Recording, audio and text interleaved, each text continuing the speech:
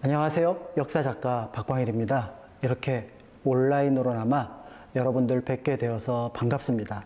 사실은 여러분들하고 강의실에서 또 역사 현장에서 어떤 역사에 관련된 얘기들을 나누는 것이 훨씬 더 효과적이긴 하겠지만, 또 이렇게 하다 보면 시간과 또 어떻게 보면은 노력을 들일 수 있는 부분들이 있어서 나름의 효과는 있지 않을까 하는 생각을 하게 됩니다.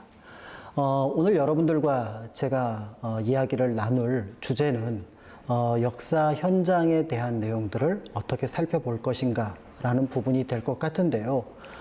사실 3.1운동과 관련해서 천도교 대교당을 중심으로 하는 북촌 일대는 굉장히 중요한 역사적 의미를 가지고 있습니다.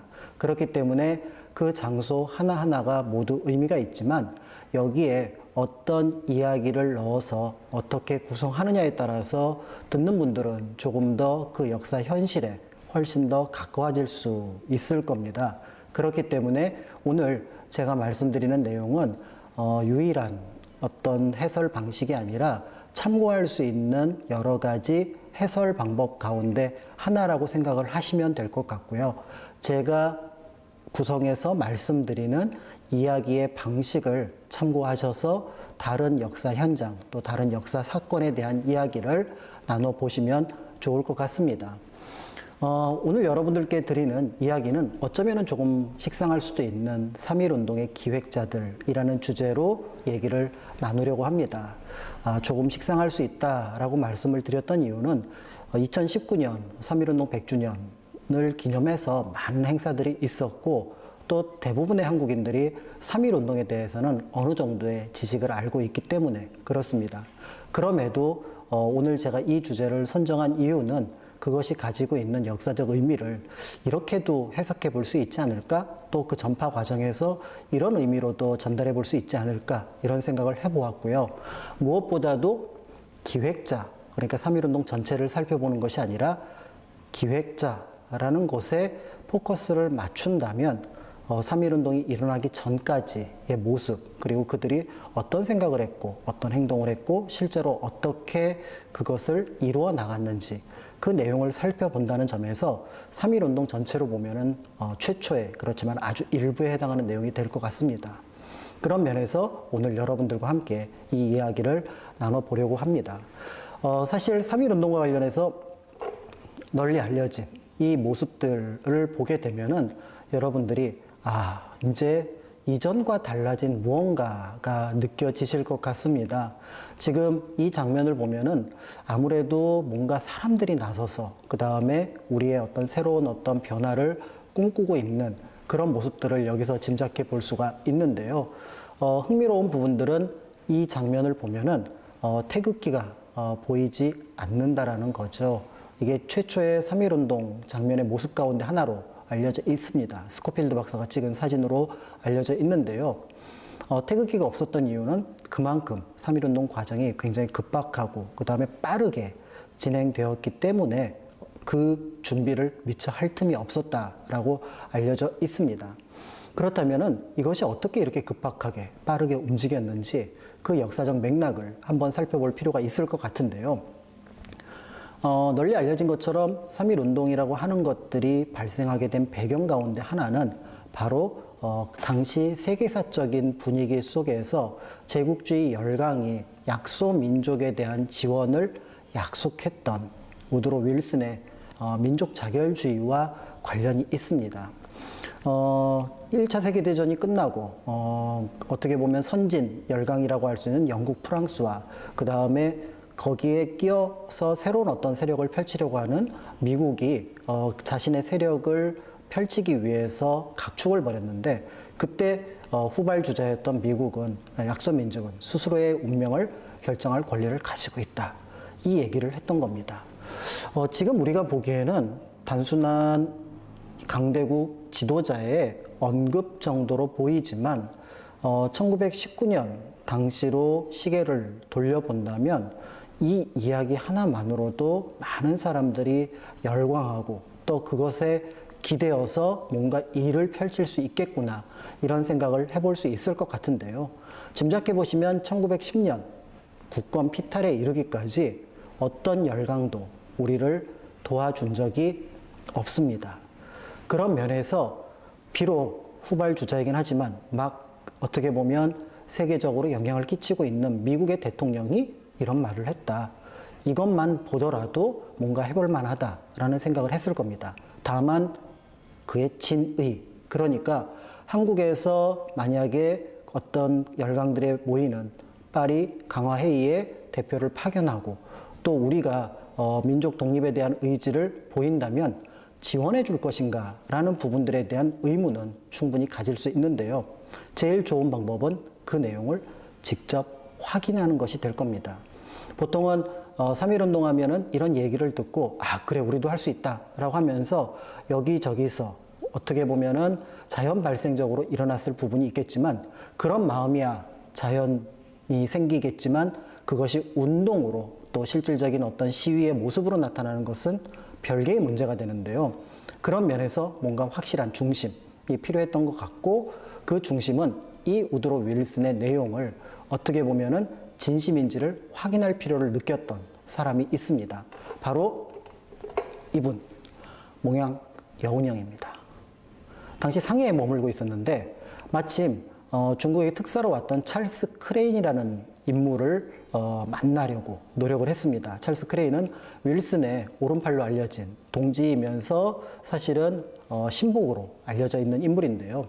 그와 직접 만나서 민족 자결주의에 대한 미국의 뜻, 더 나아가 한국이 독립에 대한 의지를 표명할 때 미국은 지원할 의사가 있는지를 확인할 필요를 느꼈던 거고요.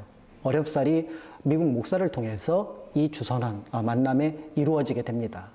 거기서 여운이 형은 이렇게 얘기를 하죠. 한국이 독립의 의지를 표명하고 그 다음에 파리 강화의 대표를 파견하면 미국은 지지할 의사가 있느냐. 사실 찰스 크레인은 중국 문제 때문에 즉 1차 세계대전의 전승국임에도 불구하고 일본이 교주만 일대를 산동반도 일대를 차지한 것에 대한 어떤 그 심기적인 것들을 무마하기 위해서 왔던 부분이어서 여러 부분에 좋은 얘기를 많이 하고 다닐 때였습니다. 그렇기 때문에 그의 말을 고지고대로 믿을 수는 없었지만 한편으로 미국의 특사가 그런 얘기를 직접 했다는 점에서 우리는 그 실마리를 가지고 이제 독립에 대한 그리고 독립운동에 대한 그리고 일제를 몰아내기 위한 어떤 실행 계획을 세우게 됩니다. 그렇게 해서 제일 먼저 생각했던 것이 바로 파리 강화회의에 신한청년단의 이름으로 대표를 파견하는 것이었는데요. 여러분이 잘 알고 있는 김규식 선생, 우사 김규식 선생을 파견을 합니다. 그리고 몇몇 사람들을 같이 파견을 해서 우리 조선은 대한민국은 그때까지는 조선이고 대한제국이겠죠. 조선은 대한제국은 일제의 침탈을 거부하고 독립에 대한 의지를 가지고 있다라는 것들을 표명하고 그런 것들에 대해서 열강들의 지지를 원한다는 얘기를 회의에서 하려고 대표단을 보냈습니다. 그런데 이런 문제가 있죠. 김규식 선생이 현장에 도착했을 때 사실은 정식으로 대표로서 회의에 참여하지 못했지만 만약에 참여를 한다고 하더라도 다른 나라의 대표들은 이렇게 물어볼 겁니다. 당신네 나라 국민들이 독립을 원한다는 증거가 있습니까? 그러면은 아마 굉장히 분노를 하겠죠.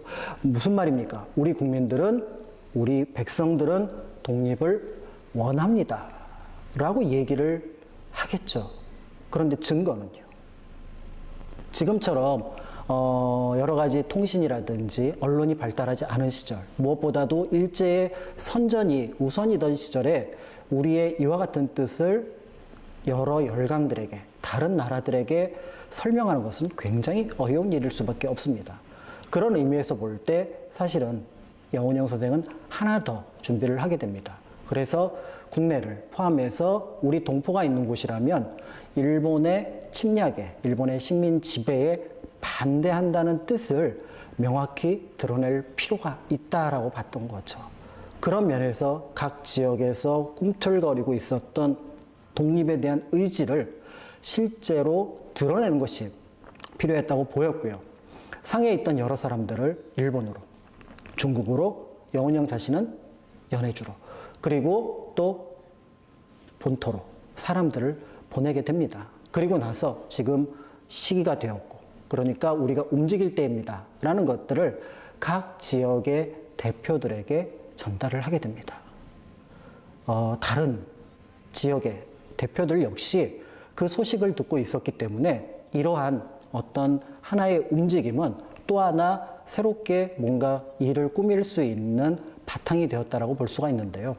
아무래도 여기에 대해서 빠르게 움직였던 그룹은 아무래도 학생 그룹일 것 같습니다. 그래서 여러분들이 잘 아시는 것처럼 3.1운동 이전에 28 독립선언이 도쿄에서 유학생들을 중심으로 펼쳐지게 되는데요.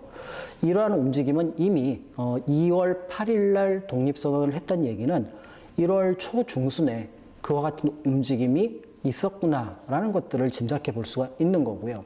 그런 가운데 우리에게는 널리 알려지지 않았던 인물인 송계백이라는 인물이 등장을 합니다. 이 송계백이라고 하는 인물이 당시 와세다 대학을 다니고 있었는데 당시 대학생들 보면은 모자를 쓰고 그 다음에 이제 교복 같은 걸 입고 그 다음에 가운을 거치게 되죠. 그런데 그 모자 위에다가 28 독립선언서의 초안이라고 할 수 있는 내용을 가지고 들어오게 되는 겁니다. 자, 이제부터 이제 북촌이 등장을 하게 되는데요. 송계백은 자신의 선배가 교사로 있었던 중앙학교, 지금의 중앙고등학교 숙직식을 찾아갑니다. 학생들은 이렇게 움직이고 있습니다. 지금 선생님들은 어떻게 계획을 하고 계십니까? 사실은 여기저기서 뭔가 해봐야겠다라는 생각들은 하고 있었지만 직접 이렇게 구체적으로 독립선언서의 초안까지 가지고 온 도쿄 유학생의 모습은 이 지역에 있었던 지사들의 마음을 조금 급하게 만들었던 것 같습니다. 그러니 현상유는 이 얘기를 듣고 당시 중앙학교 교장이었던 송진우 선생에게 찾아가게 되는 거죠. 지금 이런 일이 있으니 저희도 뭔가 해야 될 것 같습니다. 자, 송진우 선생이 나름 독립에 대한 열정을 가지고 있지만 이것이 조금 더 큰 규모의 사건으로 만들어지기 위해서는 조금 더 정치력이 있는 사람이 필요하다고 보았고요. 당시 보성학교 교장이었던 최린을 만나러 갑니다. 그래서 최린 역시 이 얘기를 들었을 때 이것은 몇몇 교육자 또는 몇몇 명망가가 움직일 것이 아니라 조금 더 큰 규모의 움직임이 필요하다고 느꼈고요. 여기에 대해서 당시 천도교의 중진이었던 오세창, 권동진 두 분에게 이 얘기를 전달하게 되고 역시 오세창, 권동진 선생은 이 이야기를 당시 의암 손병희 선생에게 전달하게 됩니다.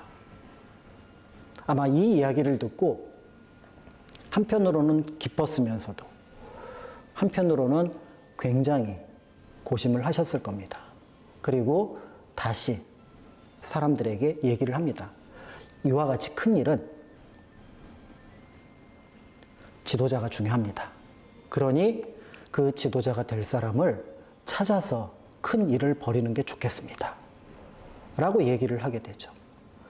당시에 명망가라고 하는 김윤식, 그 다음에 사실은 이미 친일파로 돌아섰던 박영효, 그 다음에 공식 비공식적으로 굉장히 많은 사람들을 만나러 다녔지만 그들은 이렇게 얘기를 합니다. 안 하겠습니다. 그들 중에 합리적이라고 했던 윤치호 같은 경우는 이런 얘기를 합니다. 만세운동을 벌인다고. 그때까지는 사실은 만세운동인지 잘 모릅니다. 시위를 한다고, 선언을 한다고 독립이 되겠습니까? 여러분의 생각은 어떠신가요? 3.1운동, 시위를 한다고 독립이 올까요? 일본 제국주의자들이 한국인들이 이렇게 식민지 지배에 대해서 거부를 하고 반대를 하고 있으니 이제 물러나야겠다라고 생각을 할까요? 네. 사실 역사에서 굉장히 중요한 부분은 인과관계를 찾는 거지만 한편으로는 그 인과관계의 배경 속에 있는 사람들의 어떻게 보면 의지를 끌어내는 작업, 그래서 처음에는 굉장히 미약했을지 모르지만 그것이 점차 커지게 되고 그것 자체로는 실패가 되었을지 모르지만 조금 더 긴 관점에서 보면은 사람들에게 이전에 볼 수 없었던 새로운 생각을 심어준다면 그것은 성공이 되겠지요. 그렇기 때문에 성공과 실패를 사실은 역사에서 쉽게 얘기할 수 없는 부분이기는 한데요. 결국은 현실적으로 볼 때는 어떤 면에서는 윤치호의 말이 맞았을 수도 있습니다. 실망한 상태로 돌아온 이들은 다시 손병희 선생님께 그 얘기를 합니다. 이때 굉장히 어려운 결정을 하죠. 우리가 나서겠습니다. 굉장히 어려운 결정이었을 겁니다. 지금도 3.1운동과 관련해서 여러 난관들이 있었다라는 평가, 그것이 현실에 옮겨지기까지 많은 어려움이 있었다라고 얘기를 하는데 이때 이 결정은 굉장히 높은 평가를 받습니다. 다른 누구도 아니고 동학천도교 1905년 일진회와 결별하고 그리고 가까스로 어떻게 보면은 민족 최대의 종단으로 성장했던 이 천도교가 다시 독립운동, 일제에 맞선다면 그 위험이라고 하는 것들은 불을 보듯 뻔한 일이었을 겁니다. 무엇보다도 나중에 민족 대표 33인 가운데 이름을 올렸던 천도교 대표 15명 중에 상당수가 동학혁명 당시 참여했던 분들이라는 점에서 그분들 기억 속의 참혹함 그리고 안타까움 이런 것들이 아직 머릿속에 남아있을 때였던 거죠. 그런데 이때 손병희 선생은 그러면 우리가 중심에 서겠습니다. 대신 이전과 다른 새로운 제안을 합니다. 혼자 하는 것은 옳지 않습니다. 그래서 지금 우리가 종교, 교단이니 같이 연합할 수 있는 다른 교단과 함께 함으로써 그 힘을 키워야겠다라고 생각을 하고 이것을 실천에 옮기기를 요청을 하게 됩니다. 여기에 따라서 다시 최린 등은 굉장히 빠르게 움직이게 되면서 이승훈 선생을 포함해서 함태영 이런 분들과 함께 기독교 측과 접촉을 하게 됩니다. 그런데 기독교 측 역시 이미 감리교가 됐든 장로교가 됐든 자신들의 계획에 맞춰서 나름의 독립운동을 준비하고 있던 상황이었던 거죠. 무엇보다도 교단에서 천도교가 압도적이었다는 면에서 감리교단과 장로교단 같은 경우는 사실은 여기에 뭔가 끌려 들어갈 수도 있다라는 생각을 할 수도 있었을 겁니다.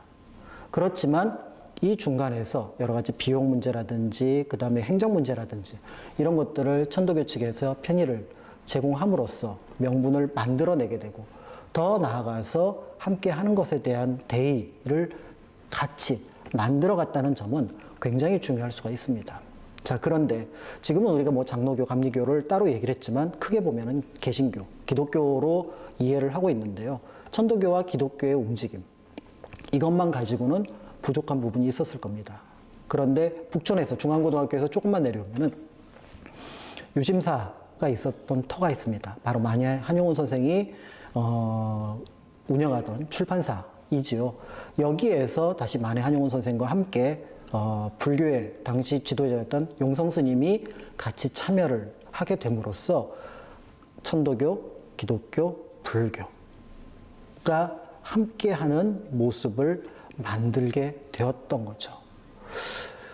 만약에 생각을 이제 상상을 해보는 겁니다. 3.1 운동이 천도교의 운동이었거나 아니면 기독교의 독립운동 또는 불교계의 독립운동이었다면 우리는 그것이 가지고 있는 의미가 굉장히 크다고 하더라도 누구나 이게 우리 민족의 운동이라고 얘기를 하는 데는 약간의 어려움은 있지 않을까 이런 생각이 들기도 하는데요. 그런데 이것이 둘도 아니고 그러니까 두 개의 교단도 아니고 세 개의 교단이 함께 했다는 점에서 우리는 이 움직임을 민족 전체의 움직임으로 치환을 하더라도 문제가 없다라고 느낄 수 있었고요. 그랬던 덕분에 사실은 1919년을 대한민국 국민이라면, 그리고 당대에는 한국 사람이라면 누구나 기념할 수 있는 특별한 날이 될 수 있었던 거죠. 자, 이렇게 이제 준비가 되었는데, 사실은 이 운동이 조금 더 커지려면 하나의 그룹이 더 필요합니다. 바로 학생들입니다. 자, 학생들이 움직이면 사실은 조금 더 뭔가 어려움이 있다고는 하더라도 그것이 빠르게 퍼져나갈 수 있을 것 같고, 조직에 있어서도 큰 힘을 발휘할 수 있다라고 봤던 거죠.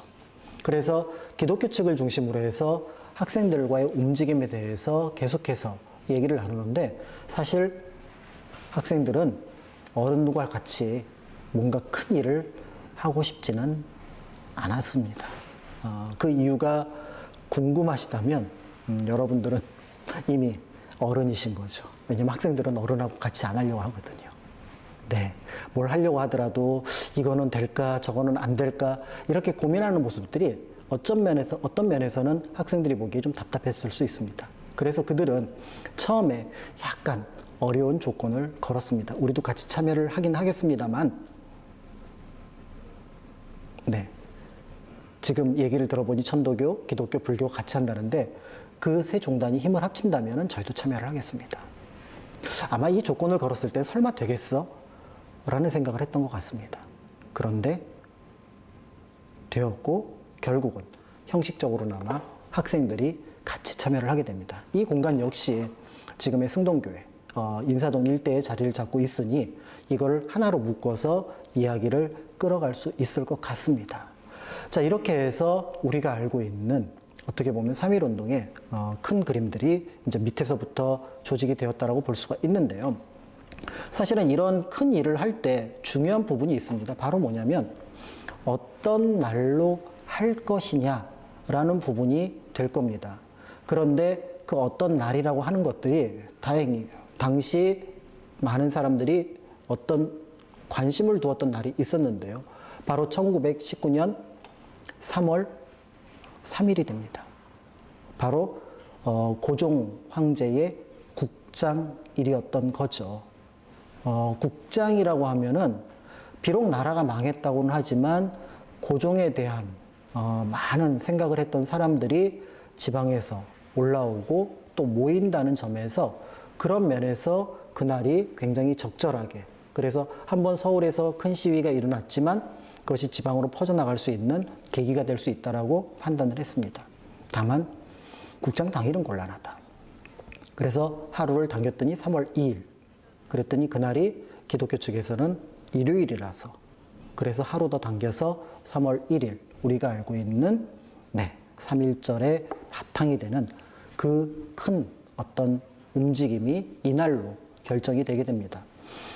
3.1운동과 관련해서 많은 분들이 조금 부정적으로 이제 평가를 하는 부분들이 없지 않아 있습니다. 그 중에 하나가 이 선언서입니다. 선언서 내용을 사실은 이제 28 독립선언서는 춘원 이광수가, 그 다음에 이제 3.1운동의 독립선언서는 6당 최남선이 이제 지었습니다만은 둘이 비슷하기도 하고요. 무엇보다도 3.1운동의 이 선언서 같은 경우는 그렇게 뭐 싸우자는 얘기도 별로 없는 것 같고 내용도 굉장히 어렵습니다. 더 나아가서 최남선이 사실은 민족대표의 이름을 올리지 않았다는 점에서 당대에 많은 사람들의 비판을 받기도 했습니다. 그런데 지금 생각해보면 이 선언서가 없었다면 3.1운동은 어떻게 되었을까요? 사실 뜻을 모아서 일본에 대해서 독립의 의지를 표명한다라는 대의는 모두가 공감하는 부분이지만 거기에서 강론은 각각 다르게 나타날 수가 있는 거죠. 예를 들어서 누군가는 무력 투쟁까지를 동반한 어떤 투쟁을 생각을 할 거고요. 누군가는 청원 정도로도 충분하다라고 봤을 겁니다.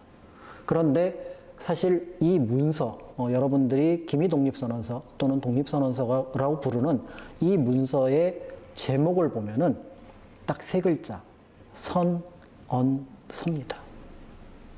이 선언서라는 말은 그러니까 우리가 일제에 대해서 이제 독립을 선언한다라는 뜻을 가지고 있으니 청원보다는 훨씬 더 강한 것이요.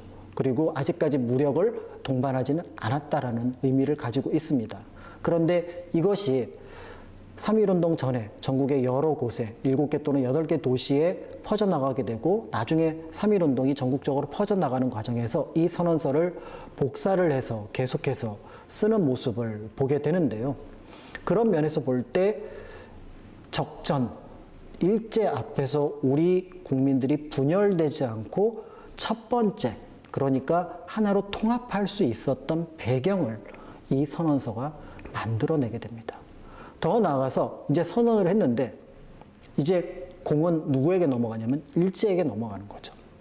그렇다고 한다 그러면 우리는 그 선언에 대해서 그 이후에 해당하는 행동망침, 예를 들어 봉오동 청살리 같은 무력투쟁을 행할 수도 있는 그런 부분이 만들어지게 되는 거죠.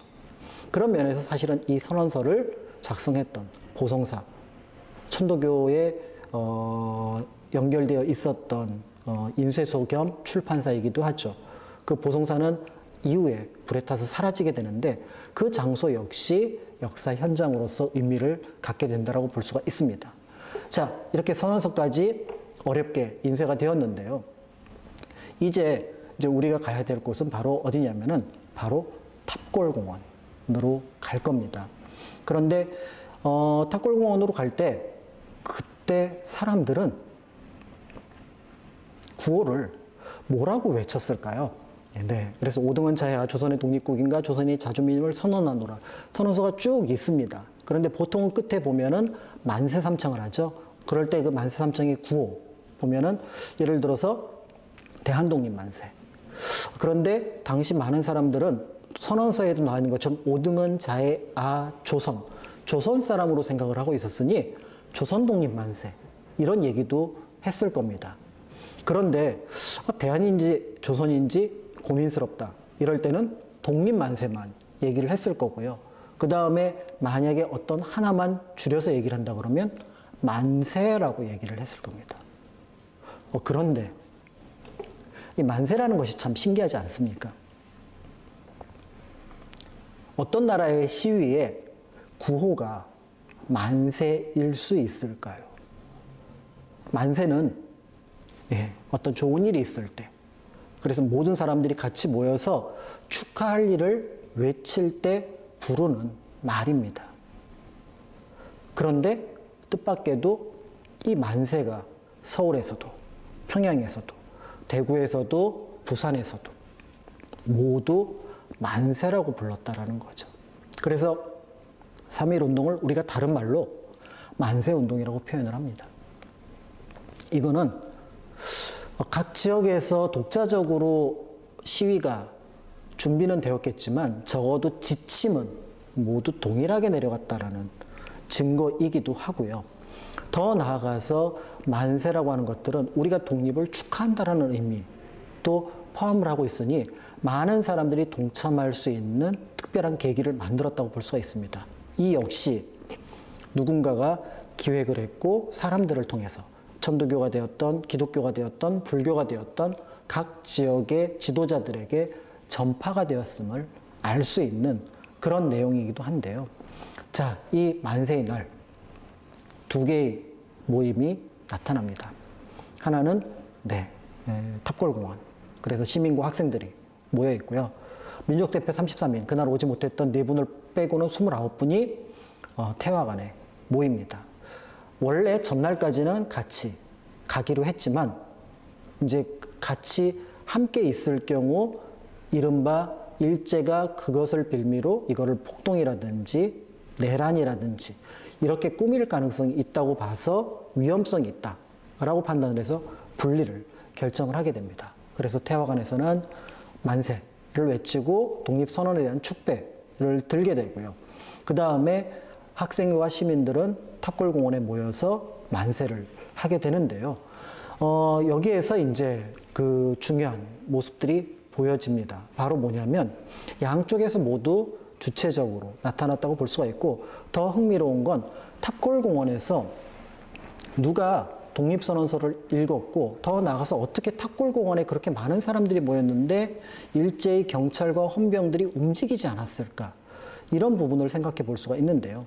사실은 어떤 면에서는 의도하지 않았지만 태화관에 민족 대표가 모여 있었던 덕분에 시선이 모두 그쪽으로 쏠리고, 그러다 보니까 탑골공원에 있던 사람들은 비교적 편안하게 독립선언서를 읽고 만세운동을 하게 됨으로써 본격적으로 가두 시위를 할 수 있는 바탕이 만들어졌던 겁니다. 사실 공원, 정근대 역사에서 우리가 볼 수 없었던 영역입니다.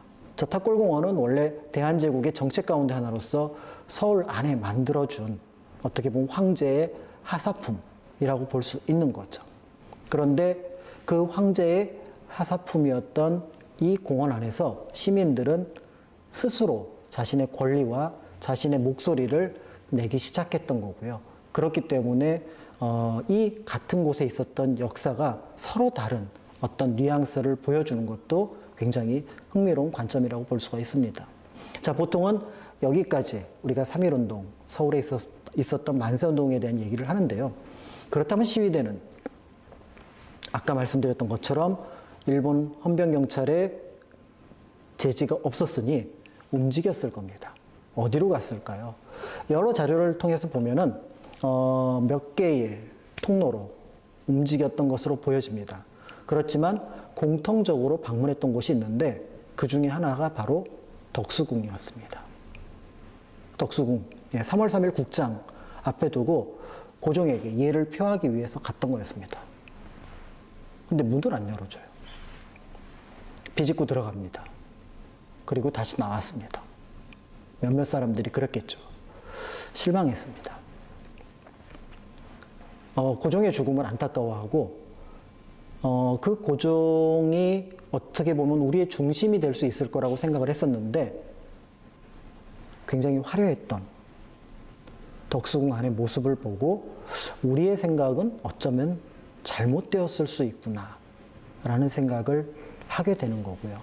이미 여러 독립운동가들은 황실이 우리 독립운동의 중심이 되어서는 안 된다라는 생각을 하고 있었던 참이었는데 이것이 합쳐지게 되는 계기가 뜻밖에도 3.1운동이었다라고 볼 수가 있는 거죠.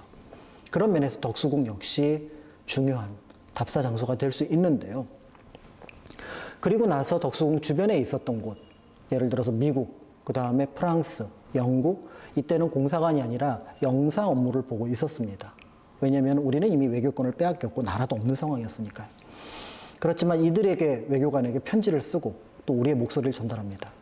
기억하시겠지만 지금 이 만세운동은 파리 강화이에 가 있는 우리 대표들에게 우리가 독립에 대한 열정이 있음을 각국 대표들에게 표현하는 하나의 목표가 있었기 때문이었던 거죠. 그래서 특히 프랑스에 영사관에 가서 얘기를 하죠. 우리 대표가 프랑스에 있으니 그 뜻을 잘 전달해 달라. 프랑스 본국에 잘 전달해 달라는 얘기를 하게 됩니다. 3.1운동을 일으켰던, 참여했던 사람들의 시선 굉장히 넓습니다. 우리는 이게 누가 만세운동을 벌이자고 하니까 그냥 뜻이 없이 같이 하는구나라고 해서 동참했을 거라고 생각을 하지만 물론 그런 분들도 있겠습니다. 왜냐하면 만세운동을 하니까 나라가 독립이 된 줄 알고 나온 분들도 계시긴 했습니다. 그렇지만 대체로 많은 사람들은 우리의 뜻이 세계의 중심에 전달이 되었으면 좋겠다라는 뜻으로 시위를 하고 만세운동을 펼쳤다는 점은 당대 사람들의 인식의 폭이 어떠했는지를 짐작해 볼 수가 있을 것 같고요. 그 인식의 폭은 짐작하시겠지만 민족 대표 그리고 그 이전의 영운형 그리고 세계의 어떤 상황들이 시시각각 누군가를 통해서 전달되었음을 알 수가 있는 거죠. 자, 이렇게 해서 시위대가 각국의 외교관들을 방문했다면 최종 목표는 어디가 될까요? 네, 총독부입니다. 1919년 당시 총독부는 짐작하시는 것처럼 남산에 있었습니다. 1926년 지금의 경복궁에 있는 총독부가 만들어지기 전까지는 남산이 통치의 중심이었던 거죠. 이 즈음 이제 비로소 만세를 부르던 한국인들이 제지를 그리고 체포를 그 다음에 폭행을 당하기 시작합니다. 네, 이제 그런 면에서 볼 때 이제 3.1 운동의 어떤 최종 목표, 우리는 너희들에게 일제에게 우리의 독립을 선언하러 왔다라는 것들을 명확하게 표명하는 과정들이 3.1 운동에서 처음부터 끝까지 그리고 그 기획자들을 통해서 전달되었음을 짐작해 볼 수가 있는 거고요. 자, 이렇게 해서 3.1 운동은 어떤 면에서는 3월 1일의 저녁은 이제 저물고 있었습니다. 윤치호의 말처럼 3.1 운동은 어쩌면 실패했을지도 모릅니다. 우리는 독립에 대한 그 어떤 대답도 그리고 열강들에게서 독립을 지원하겠다는 어떤 목소리도 듣지 못했기 때문이죠. 그런데 사람들이 인식하고 자각하기를 이제 이 나라가 누구의 나라가 아니라 우리의 나라다라는 생각을 하게 되었다는 점은 굉장히 큰 의미가 있을 것 같고요. 실제로 학생들은 3월 1일 이후에 3월 5일에서 대규모의 집회를 열게 됩니다. 훨씬 더 많은 민중들이 참여했던 집회라고 볼 수가 있는데요. 그리고 이 서울역 일대에서, 즉 당시는 남대문 정거장이라고 불렀던 이곳에서 만세운동을 펼쳤던 많은 사람들은 다시 기차를 타고 지방으로, 고향으로 돌아가게 됩니다. 서울에서 이런 일이 있었습니다. 그 소식은 금방 퍼졌을 거고 또 앞에서 말씀드렸던 천도교와 기독교와 불교의 네트워크를 통해서 이미 상당 부분의 소식들이 또 전달이 되어 있었기 때문에 이것은 제2의 제3의 만세운동을 펼치는 바탕이 되었다라고 볼 수가 있고요. 그런 면에서 이 기차, 교통 이런 부분들은 굉장히 중요한 의미를 갖습니다. 사실 3.1운동 당시에 3월 1일 만세운동을 펼쳤던 도시들은 경의선과 경원선에 있었던 원산, 의주, 개성 이런 어떤 공간들이었다는 점에서 우리는 또 3.1운동, 독립운동에 대해서 새로운 방식의 접근이 가능한 부분들이 있는데요. 이제 이런 부분들을 볼 수 있을 것 같은데 무엇보다 흥미로운 부분들은 어쩌면 이제 이 만세운동이 선언을 했는데 받아들여지지를 않았다면 우리는 그럼 그 다음에 우리 방식으로 독립운동을 결정을 해야 됩니다. 몇 가지 고민이 있었겠죠. 일단 일제가 호락호락하게 받아들이진 않을 거다. 그러면 모든 방법, 무장투쟁을 포함하는 모든 방법을 강구해야 할 거다라는 생각을 하게 됩니다. 즉 독립운동의 중추, 그 다음에 만주, 연해주 일대에서 활동하고 있는 독립군들을 하나로 끌어모으는 작업을 해야 될 겁니다. 두 번째, 의병이 될 거냐 독립군이 될 거냐를 결정을 해야겠죠. 의병은 왕이나 황제를 위해서 싸우는, 그래서 설사 외적을 몰아낸다고 하더라도 그 권력을 왕이나 황제에게 돌려주는 존재입니다. 그런데 독립군은 이 나라를 되찾으면 우리가 통치할 수 있는 방법을 모색해 볼 겁니다. 그런 점에서 우리는 전혀 다른 방식, 단군 이래 단 한 번도 없었던 적이 없었던 왕을 버립니다. 이제 대세는 더 이상 왕에게 의지하지 않고 우리가 스스로 우리나라를 만들고 이끌어 가겠다는 생각을 하게 되었다는 점에서 단순하게 3.1 운동은 하나의 민족운동을 넘어서서 시대의 변화를 그리고 이제까지 있었던 역사의 패러다임을 새롭게 바꾸는 작업이라고 볼 수가 있는 거죠. 그런 모습들을 앞에서 말씀드렸던 북촌, 덕수궁, 서울역 이런 공간에서 찾아본다면 그 내용들을 바탕으로 우리는 조금 더 새롭게 그 시대의 역사를 조금 더 실감나게 인식할 수 있을 것 같고요. 그런 부분들을 여러분들이 같이 다른 분들과 함께 공유하고 또 살펴보신다면 또 다음에 다른 분들에게 조금 더 흥미롭고 재미있는 우리 역사에 관한 그리고 동학에 관련된 무엇보다도 우리 민족운동에 관련된 얘기들을 전달할 수 있지 않을까라는 생각이 듭니다. 사실 저는 우리 근대사, 독립운동, 그 다음에 동학, 천도교 이런 얘기를 볼 때 뿌듯한 부분들은 누구를 해코지해서 우리가 이익을 보려고 했던 부분들이 없었다는 점, 그 부분이 굉장히 큰 의미를 갖고 있다고 보여집니다.